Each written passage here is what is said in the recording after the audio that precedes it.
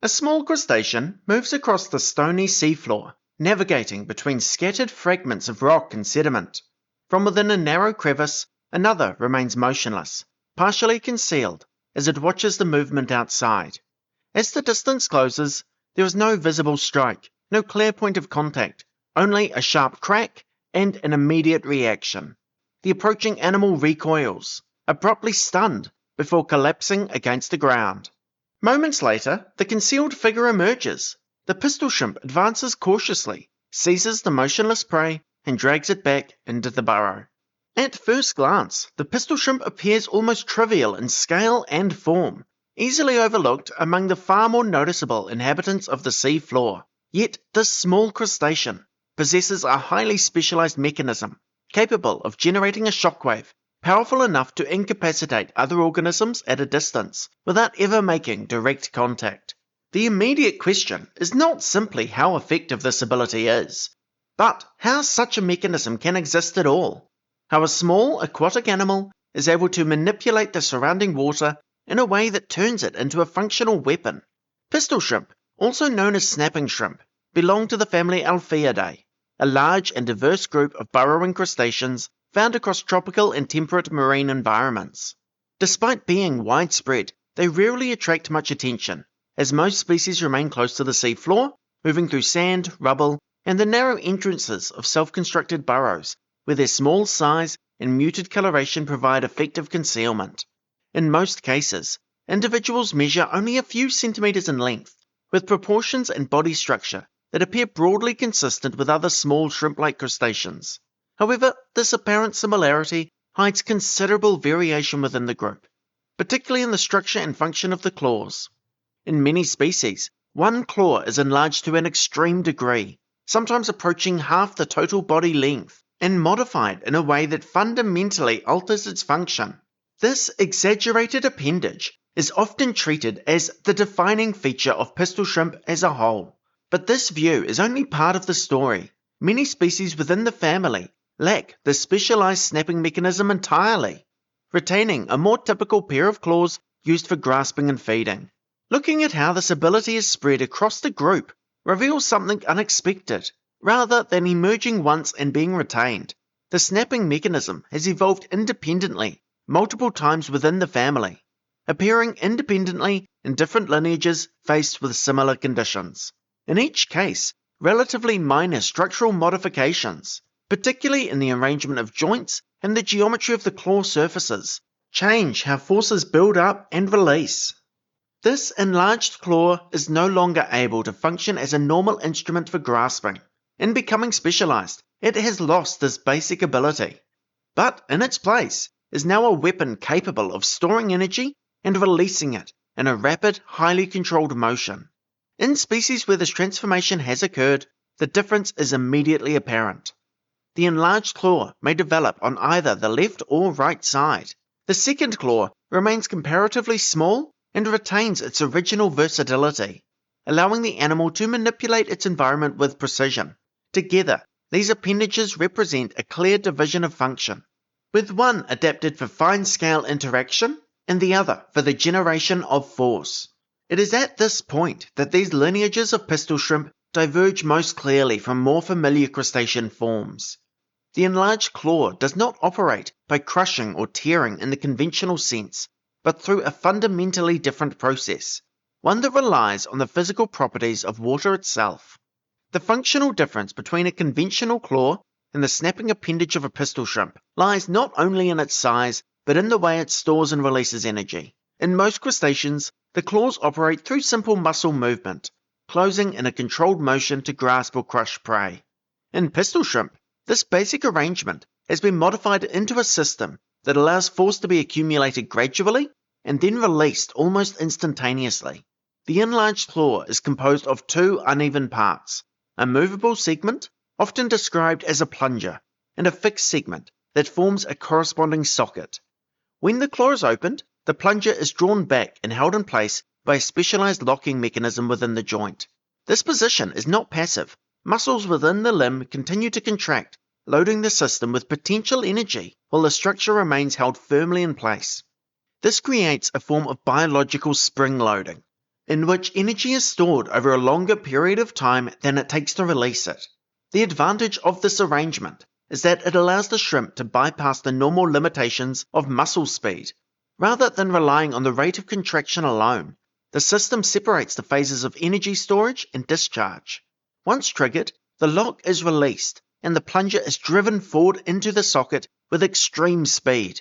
The motion itself occurs in a fraction of a millisecond, faster than the surrounding water can move to accommodate the sudden change in position. As the plunger closes, it forces a narrow jet of water outward from the claw at very high velocity. It is this rapid displacement of water that initiates the most significant part of the process. As the jet moves forward, it creates a region of low pressure immediately behind it. Under normal conditions, water resists separation, held together by the natural cohesion of water molecules. However, when the pressure drops sufficiently, the liquid can no longer remain intact, and a small cavity begins to form. This cavity, known as a cavitation bubble, expands rapidly as the difference in pressure remains. For a brief moment, it remains stable, carried forward by the momentum of the surrounding fluid. However, this stability is temporary. As the pressure equalizes, the bubble collapses in on itself, and it is this collapse that produces the effects that make the snap so powerful. The implosion generates a sharp pressure wave that spreads through the surrounding water. This wave is strong enough to stun or kill small organisms within close range, despite not making direct contact. The strength of this collapse is not purely mechanical. Within the shrinking bubble, temperatures rise to several thousand degrees Celsius, approaching those found at the surface of the Sun, though only within an extremely small volume and for a fraction of a microsecond. Alongside this temperature spike, the collapse can also produce a faint flash of light, a phenomenon known as sonoluminescence. Although the physical effects of the snap and claw are extreme, its use in the natural environment is both controlled and dependent on the situation. The shrimp does not deploy the mechanism continuously, nor indiscriminately. Instead, the snap is used sparingly, typically in situations where the energy cost is outweighed by the benefit. In feeding, the claw functions as a short-range tool to incapacitate prey. The shrimp positions itself near the entrance of its burrow and remains partially concealed, monitoring the surrounding seafloor for movement. When small fish or invertebrates approach within range, the claw is triggered, producing a shockwave that stuns the target almost instantly. The shrimp then emerges to retrieve the immobilized prey and return it to the safety of the burrow. This method allows the animal to capture organisms that would otherwise be difficult to subdue through direct contact alone. As it no longer needs to physically attack, it massively reduces the risk of injury and allows the shrimp to exploit prey that are relatively agile compared to its own movement. The snapping mechanism also plays a role in defense and territorial interactions. In densely populated areas, particularly within coral reef systems, individuals may use the snap to deter nearby competitors or potential predators. The sound produced by the strike is significant, as it can travel further than the shockwave itself. In some species, repeated snapping contributes to a broader soundscape, where the combined activity of many individuals produces a continuous background crackling noise.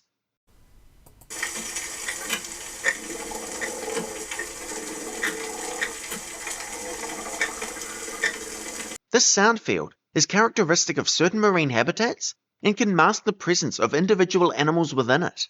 Despite its effectiveness, the snapping mechanism is not without limitations. This level of specialization that allows the claw to generate extreme forces also reduces its versatility. Unlike a conventional pincer, the enlarged appendage is poorly suited to grasping, manipulating, or processing food. These jobs fall to the smaller claw, which remains more generalized. This division of labor comes with trade-offs. The shrimp exchanges flexibility for power, relying on a single, highly specialized structure for prey capture, while limiting its ability to interact with its environment in other ways. The effectiveness of the snap is also limited by distance. The shockwave produced by the collapsing cavitation bubble dissipates rapidly, restricting its impact to a relatively small surrounding area. As a result, successful use requires careful positioning and precise timing. The shrimp must allow potential prey to approach closely, often within only a few centimeters, before the mechanism can be deployed. This requirement for proximity introduces an additional risk. Pistol shrimp have relatively poor vision compared to many of the organisms they interact with, particularly small fish, which are often capable of detecting movement at greater distances. To compensate, many species spend much of their time near or within their burrows, using the structure as both shelter and an ambush point. The burrow itself becomes central to the shrimp's survival, providing protection from predators as well as a controlled environment in which encounters with prey can be managed. However, maintaining and occupying a fixed location further limits mobility, reducing the animal's ability to actively search for resources or respond to threats over larger distances. Taken together, these limitations illustrate that the snap and claw is not a universally dominant adaptation, but a highly specialized solution that performs exceptionally well under specific conditions. Its effectiveness depends on proximity, timing, and the environment itself, and so it can lose much of its effectiveness if the shrimp is surprised or attacked without warning. Due to these limitations, many species have developed additional strategies to ensure their safety, most notably the development of close associations with other organisms that can compensate for these restrictions.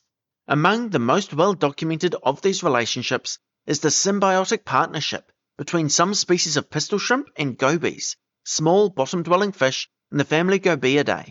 This relationship is typically established within a shared burrow, constructed and maintained by the shrimp. The excavation process is continuous, as shifting sediments and water movement gradually alter the structure over time.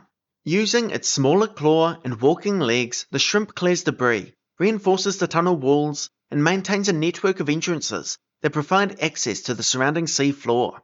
The goby shares this burrow with the shrimp, positioning itself near the entrance and making frequent excursions into the open water just outside. Unlike the shrimp, the goby possesses well-developed vision and is highly responsive to movement in its surroundings. This sensory difference forms the basis of the partnership. When they are outside the burrow, the shrimp rests one of its antennae on the fish. When the goby senses danger, it warns the shrimp with a quick movement of its tail, and both immediately retreat to the burrow. This relationship works because the goby can detect danger at a much greater distance than the shrimp, compensating for the shrimp's much poorer vision. This partnership benefits both species. While the shrimp gains access to an early warning system, the goby acquires a secure refuge that it does not need to construct itself. The burrow provides protection from predators and environmental stress, and its maintenance allows the fish to occupy areas that might otherwise be unsuitable. The snap and claw remains relevant within this partnership, but its role is more limited. It may be used to deter small predators or competitors that approach the burrow entrance, reinforcing the shared space. However, it does not replace the need for advanced detection, and its effective range remains limited to very short distances. This relationship allows the two species to use their different strengths more effectively. The shrimp constructs the burrow and helps with defense, while the goby provides early warnings of danger. Neither organism fully replaces the other's limitations, but together they form a system that is more effective than either would be alone. By itself, the snap and claw of a pistol shrimp can appear as an example of extreme specialization, a structure that has become far more powerful than it actually needs to be. Its ability to generate cavitation, produce shockwaves, and incapacitate prey without contact places it among the most extreme mechanical adaptations seen among animals. However, when considered within the broader context of the shrimp's behavior and ecology, a different pattern emerges. The claw is not an all-purpose solution, but a highly specialized tool that is effective only within a narrow set of conditions. It performs exceptionally well within those constraints, but offers little flexibility outside of them. This trade-off between performance and versatility is not unique to pistol shrimp, but is a common pattern in evolution. As the structure becomes increasingly specialized, its range of functions typically becomes more limited. Capabilities are refined in one direction, often at the expense of adaptability in others. In the case of the pistol shrimp, this balance is expressed not only in anatomy, but in behavior. The reliance on burrows, the need for close-range interactions, and, in some species, the formation of symbiotic partnerships all reflect strategies that offset the limitations introduced by the snapping mechanism. The symbiosis with gobies in particular illustrates how flexibility can be reintroduced without altering the underlying structure. This relationship with gobies is not the only example of behavior changing to accommodate the shrimp's limitations. In some lineages, this compensation extends beyond individual behavior altogether. Eusociality, often associated with bees and ants, has also been found in some species of pistol shrimp. The eusocial snapping shrimp, Synalpheus regalis, was the first evidence of eusociality among any marine animal. Even today, only 8 or 9 species of pistol shrimp are known to be eusocial. They inhabit sponges and coral reefs, and the colonies can have up to 350 individuals, but just one reproductive female. While not as well studied as many other eusocial animals, it appears they retain the division of labour seen in other examples. For example, larger individuals act as soldiers, defending their sponge against intruders. Interestingly, the queen seems less aggressive than the other colony members, suggesting that she does not dominate the members of her colony, but instead relies on them for protection, creating an interesting comparison to naked mole rats, for example, where the queen physically intimidates colony members into submission. To be clear, there is some discussion on why eusociality evolved in pistol shrimps, and it may have nothing to do with their claws at all. Some argue that it was due to competition for space, as their specialised habitat is rarely found without a colony of these shrimps. But whatever the reason, strategies like eusociality or the symbiosis with gobies show that there are always trade-offs. This combination of specialisation and unusual strategies allows the shrimp to maintain the advantages of its extreme adaptation while mitigating its weaknesses. The result is not a perfectly optimised organism in isolation, but a system in which performance emerges from the interaction between body structure, behaviour, and environment. The pistol shrimp's most distinctive feature is not simply that it can generate a shockwave, but that it does so as part of a broader strategy shaped by both limitation and opportunity. What appears at first to be a simple strike is, in reality, a carefully tuned interaction between the animal's body, the laws of physics, and its environment. The pistol shrimp does not rely on strength alone, but on its ability to generate conditions in which the surrounding water becomes the primary agent of force. Yet, this ability has clear limits. Its effectiveness depends on proximity, timing, and the structure of the habitat, and, in some cases, on the presence of another organism entirely. The result is not an animal defined solely by an extreme ability, but one whose success emerges from the way that ability is integrated into a broader system, shaped as much by limitations as by power. I hope you enjoyed this journey into the pistol shrimp. If you're interested in the research behind this episode, you can find a document with image credits and sources in the description below. These videos take a great deal of time and research to produce. They will always remain free to watch. But if you would like to support the channel and gain access to new videos a little earlier, you can find a link to my Patreon below as well. And to everyone who already supports the channel, thank you. Your support genuinely helps make these videos possible. If this video sparked your curiosity, don't let it stop here. Share it, talk about it, and keep learning. There's still so much to discover about the world's rare and remarkable species. And the more we understand, the better our chances of protecting them. Thanks for watching.